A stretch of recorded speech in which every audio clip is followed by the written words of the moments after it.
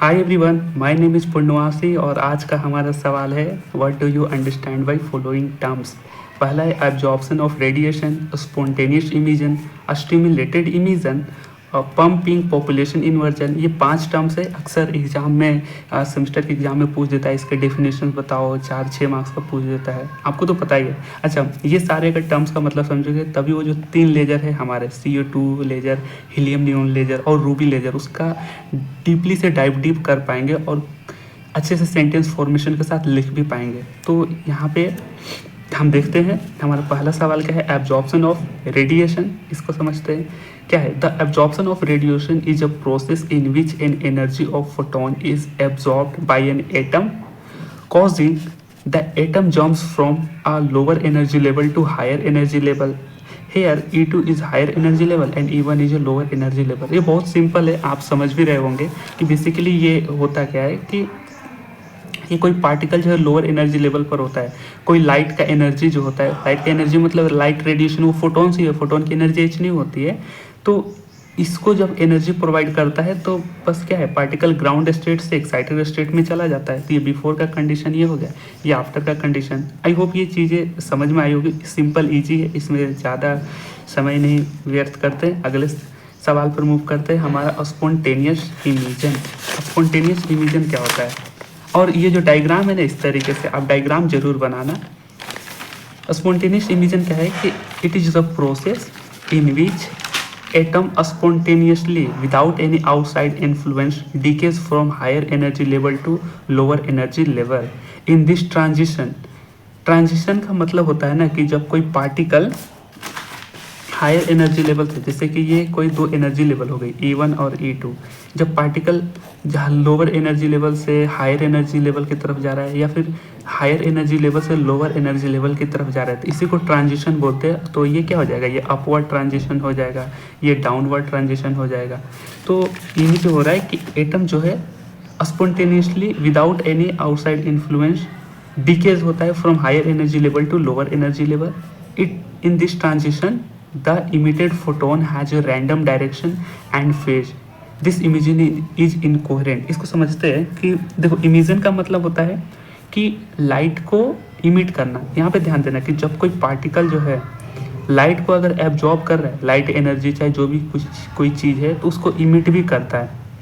और यहाँ पे भी ये ध्यान रखो, जब कोई पार्टिकल ग्राउंड से, ये ग्राउंड स्टेट से एक्साइटेड स्टेट में जाता है ना, तो वो एनर्जी तो ऑब्जर्व करता है और कुछ एनर्जी तो लेकर जाता है, लेकिन जाते वक्त जब वो आता है यानी इमिट भी करता है, एनर्जी को इमिट भी करता है। जो एनर्जी यहाँ से मिली ऊपर गया, फिर ऊपर से नीचे आया तो एनर्जी इमिट भी करा। तो यहाँ पे क्या हो रहा है कि ये जो पार्टिकल जो ग्राउंड स्टेट से अब ये लोअर स्टेट में लाएगा, क्योंकि स्पॉन्टेनियस इमिशन है तो आएगा ना, तो जितनी एनर्जी जो है उसके पास है, जो पंपिंग बोल रहे, जो एब्जॉर्प्शन हमने कराया था पिछले इस सेक्शन में हमने एब्जॉर्प्शन का देखा था, तो वो जो जितना एनर्जी लिया है वो स्पॉन्टेनियसली है। स्पॉन्टेनियस मतलब कि अपने आप डीके करेगा without any external energy source से।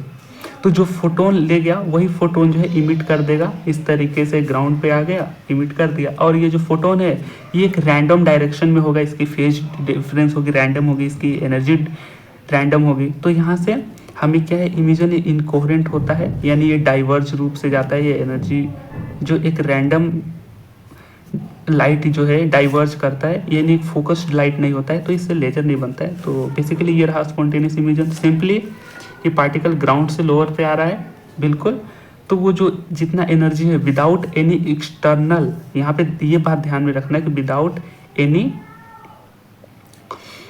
एक्सटर्नल सोर्स के, एक्सटर्नल फोटोन के स्टिमुलेशन से वो ऑटोमेटिकली स्पॉन्टेनियसली ग्राउंड लेवल पर आ जाता है। तो ये इसका डेफिनेशन रहा, ठीक। और ये इस तरीके से इसका डायग्राम। अगले सवाल हमारा था, अगला सवाल क्या था हमारा, स्टिमुलेटेड इमिशन। इसके बारे में देखते हैं। ये मेन चीज़, ये थोड़ा सा बहुत ही इंटरेस्टिंग है। लेजर का मेन रीजन यही होता है। स्टिमुलेटेड इमिशन थोड़ा पढ़ते हैं क्या। It is the process in which transition of an atom from higher energy level to lower energy level. ये भी हायर एनर्जी लेवल से लोअर एनर्जी लेवल पर ट्रांजिशन हो रहा है, लेकिन in this presence of electromagnetic radiation, electromagnetic radiation के presence में वो ट्रांजिशन कर रहा है हायर से लोअर। ठीक, अब यहाँ पे होता क्या है ना कि इन this transition a external photon stimulates with atoms and atom emits a new photon which has same energy, phase and direction as the external incident photon. This process produces a coherent light which is responsible for laser. ये जो है external incident photon जो होता है, this process produces a coherent light source. इसको इस तरीके से, ये डायग्राम है, ये लोअर एनर्जी हायर है।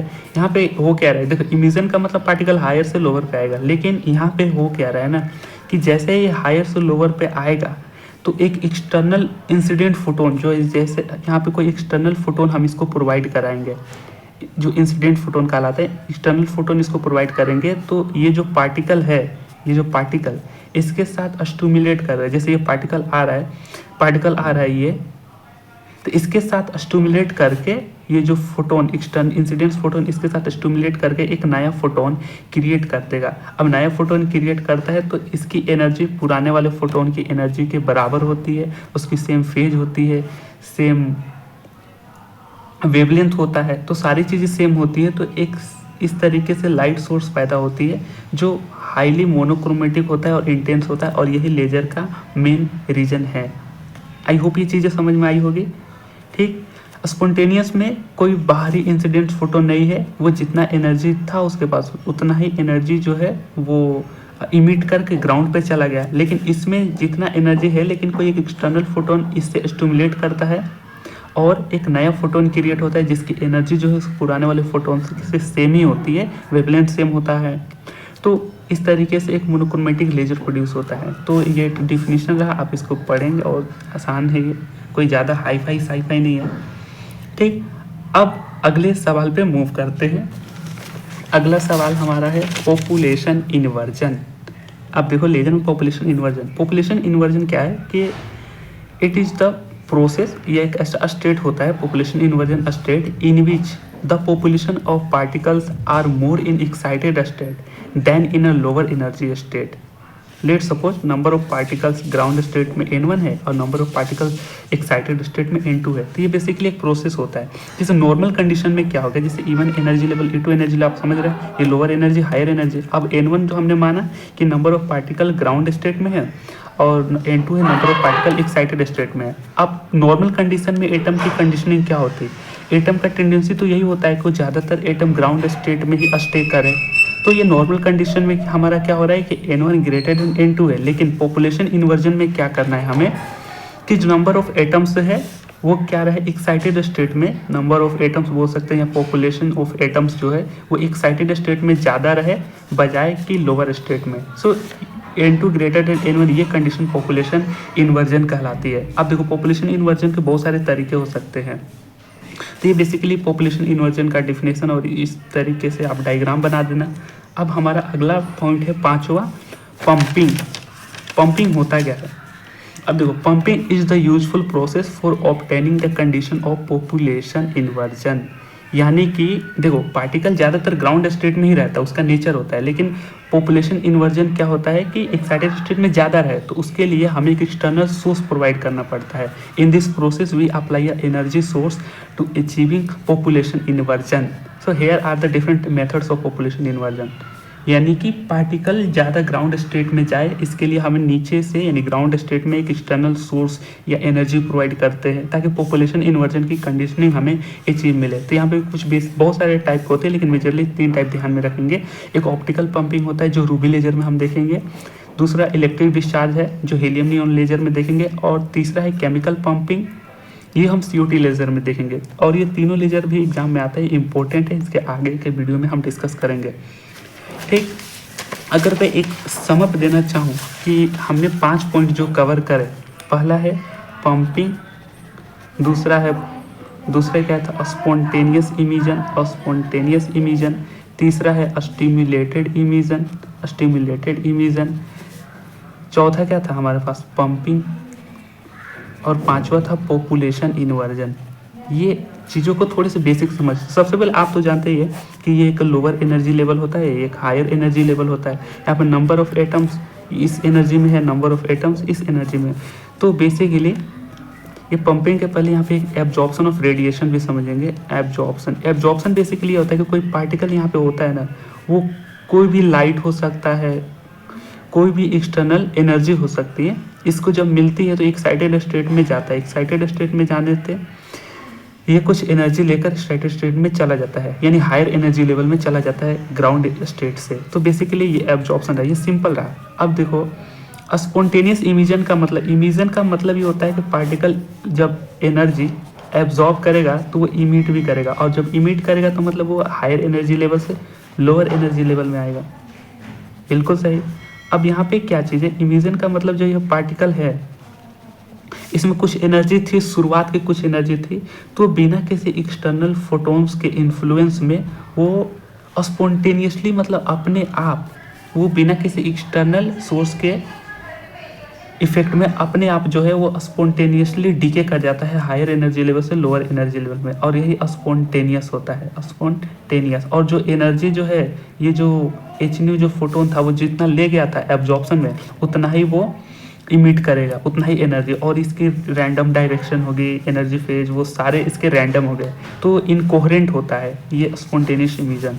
तीसरा क्या, स्टिमुलेटेड इमिशन। देखो अब देखो यहाँ जो पार्टिकल जो है हायर एनर्जी लेवल से लोअर एनर्जी लेवल पर आ रहा है, तो यहाँ पर उसकी एनर्जी तो कुछ होगी, लेकिन जब ये वापस आएगा तो और एक फोटोन जो यहाँ से हम जो या तो पंपिंग के थ्रू या कोई इलेक्ट्रिक सोर्स के थ्रू या फिर कोई बाहरी फोटोन, ये जो फोटोन जो है ये आ रहा है, इसके साथ स्टिमुलेट करेगा ये कोई इंसिडेंट या इंसिडेंस फोटोन, या तो फोटोन हम प्रोवाइड करा रहे होंगे या फिर नेचर में कुछ ऐसे होंगे फोटोन जो इस पार्टिकल से स्टिमुलेट करके एक नया फोटोन बनाते हैं, नया फोटोन क्रिएट करते हैं। अब ये जो नया फोटोन है, इसकी जो वेवलेंथ, इसके जो फेज है, इसकी जो एनर्जी है, इस इंसिडेंस फोटोन की एनर्जी और फेज से सेम ही होते हैं। तो इस तरीके से दो फोटोन बन गया। अब जो ये पार्टिकल क्या है, जैसे ही नए फोटोन को इमिट करेगा तो वो अब ग्राउंड लेवल पर ऑटोमेटिकली चला आएगा। तो ये होता है स्टिमुलेटेड इमिशन का कंडीशन। ये समझ में आया। और इसी सेम वेवलेंथ एनर्जी के कारण हमारा लेजर जो है एक धांसू लेजर बनता है। अब आता है पॉपुलेशन इन्वर्जन का। बेसिकली मतलब क्या है कि यहाँ पे मान के चलो 3 एटम है, E1 और E2। तो ये एक ऐसा कंडीशन है कि हम यहाँ पे मैक्सिमम एटम को पहुँचा सके हायर एनर्जी स्टेट में। ये पॉपुलेशन इन्वर्जन होता है, यहाँ पे मैक्सिमम एटम आ जाए लोअर से मैक्सिमम। अब इसको अचीविंग करने के लिए यहाँ पे हम एक सोर्स, इलेक्ट्रिक सोर्स हो सकता है, ऑप्टिकल पंपिंग हो सकता है, बहुत सारी चीज़ें जैसे इलेक्ट्रिक सोर्स भी हम लगा सकते हैं। ये बेसिकली क्या है, ताकि एनर्जी को, इस पार्टिकल को एक्साइट करे और ये ज़्यादा उड़े, ज़्यादा हायर एनर्जी लेवल पर जाए। तो ये होता है बेसिकली हमारा पंपिंग। तो आई होप ये बेसिक चीज़ आपको आ गई। आप डायग्राम को ध्यान में रखना, डेफिनेशन बहुत ही सिंपल है और इससे 4 या 6 मार्क्स पूछ सकते हैं। तो आई होप ये वीडियो आपको समझ में आई होगी। अब हम अगली वीडियो में आपके साथ मुलाकात होगी। तो धन्यवाद। अगर ये नोट्स जो है आपको हेल्पफुल लग रही हो तो बस आपसे छोटा सा हेल्प, आप चैनल को सब्सक्राइब करना, लाइक, सब्सक्राइब, शेयर, वो जितने सारे बटन दिखते हैं ना, ये सब्सक्राइब के जो भी, आपको सारी चीज़ें करना। So thanks for watching this video. We will meet in our upcoming videos. Bye.